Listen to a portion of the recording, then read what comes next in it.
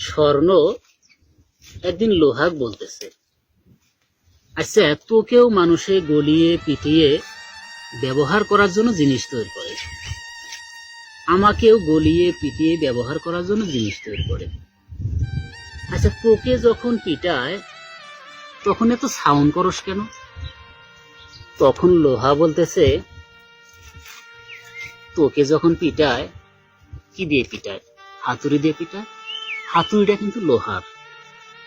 তোকে যখন আঘাত করে, আঘাতটা অত জোরে আঘাত করে না।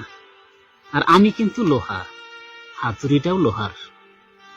আসলে আপনজনরা যখন আঘাত করে, আঘাতটা একটু বেশিই লাগে।